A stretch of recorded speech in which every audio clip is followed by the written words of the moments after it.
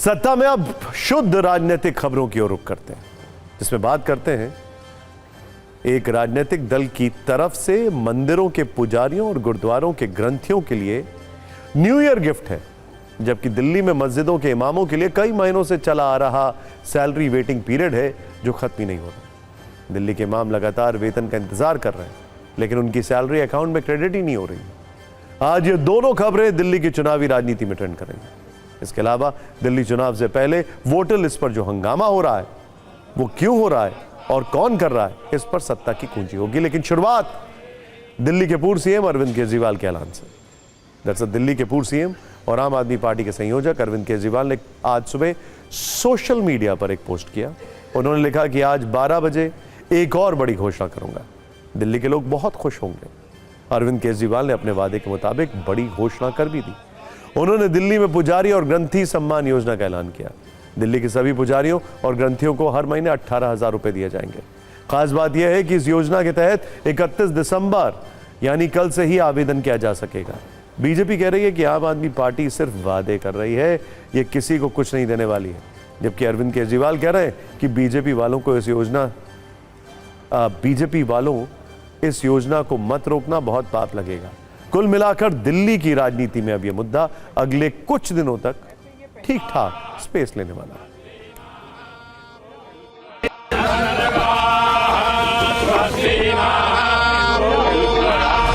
जैसे दिल्ली में हमने कई काम पहली बार किए, स्कूल अच्छे किए पहली बार किए, अस्पताल अच्छे किए पहली बार किए, महिलाओं के लिए बस यात्रा फ्री करी पहली बार करी।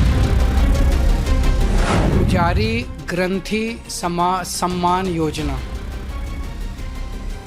इस योजना के तहत मंदिरों में भगवान की पूजा करने वाले लोगों को पूजा करवाने वाले पुजारियों को और गुरुद्वारे में ग्रंथियों को हर महीने सम्मान राशि देने का प्रावधान है कि लगभग 18,000 रुपये महीना इनको सम्मान राशि दी जाएगी हमारी सरकार बनने पर।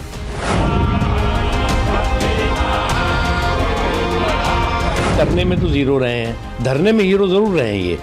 और इसी तरह से जो करने में ज़ीरो हों, धरने में हीरो हों, तो जब चुनाव आता है तो उसके बाद जो है वादों की फुलझड़ी दिखा करके वादों के लालीपाप के ज़रिए जो है वो फिर से एक बार वोटों को पर जो है वो कब्जा करने की कोशिश करेंगे, लेकिन वो सफल नहीं होगा। इनके सम्मान के लिए सरकार कोशिश कर रही है। ग्रंथी हों या पुजारी हों, इनकी मदद की जाएगी। एक सम्मान राशि 18,000 रुपये महीना इन्हें दी जाएगी। देखिए, अरविंद केजरीवाल की घोषणाओं का कोई अर्थ नहीं है, इसीलिए मैं अरविंद केजरीवाल को गजनी कहता हूं, क्योंकि गजनी चीजें भूल जाता है।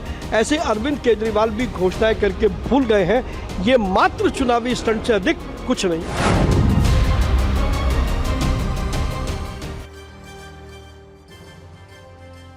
अब सवाल यह है कि चूंकि इस योजना का ऐलान दिल्ली सरकार ने नहीं किया है बल्कि आम आदमी पार्टी ने किया है, तो इसे लागू कैसे किया जाएगा।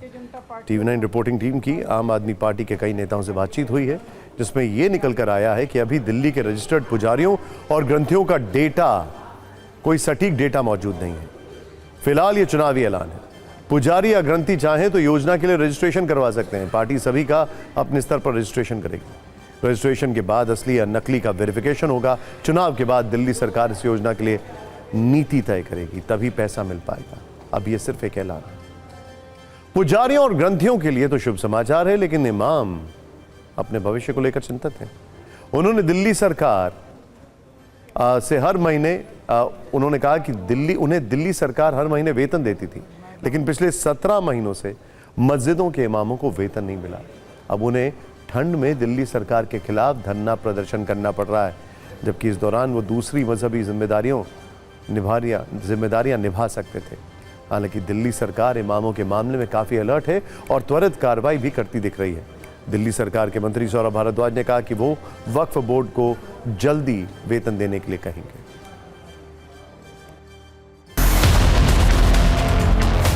दिल्ली के पूर्व मुख्यमंत्री अरविंद केजरीवाल के आवास के बाहर पहुंचे हैं दिल्ली के इमाम, और इनकी मांग ये है कि इनकी 17 महीने की सैलरी नहीं मिली तो वो इनको दी जाए।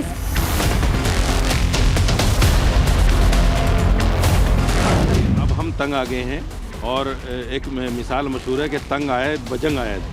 जब आदमी तंग हो जाता है तो जंग के ऊपर आमादा हो जाता है। अब ये हमारी जंग शुरू होगी, हम यहीं बैठ जाएंगे, यहाँ से जाएंगे नहीं जब तक हमारी सैलरी ना मिले। और मुझे पता चला कि किसी एडमिनिस्ट्रेटिव कारण से उनका पैसा रुका हुआ है, मगर सरकार जो है वक्फ को कहेगी, आदेश देगी, वक्फ बोर्ड जो है उनकी पैसे भी जो है डिस्ट्रीब्यूट करे। देखो, ऐसा प्रोटेस्ट करें या ना करें, लेकिन एक बात उनको समझना चाहिए कि जो सांप्रदायिक ध्रुवीकरण के छल में वो जो है वो पूरी तरह से उसके चक्रव्यूह में ये लोग फंसे थे। अब उसको छूमंतर करें तब समझ में आएगा कि इनको जो है वो सांप्रदायिक ध्रुवीकरण के छल को किस तरह से समावेशी सशक्तिकरण के बल से ध्वस्त किया जा सकता है। कुल मिलाकर मदरसों के इमामों को वेतन समय से मिलना चाहिए। 2024 का पूरा वर्ष सैलरी क्रेडिट होने पर आने वाले नोटिफिकेशन के इंतजार में बीत गया था। अब नया वर्ष यानी 2025 आने वाला है। इसमें एक दिन और कुछ घंटे का वक्त बाकी।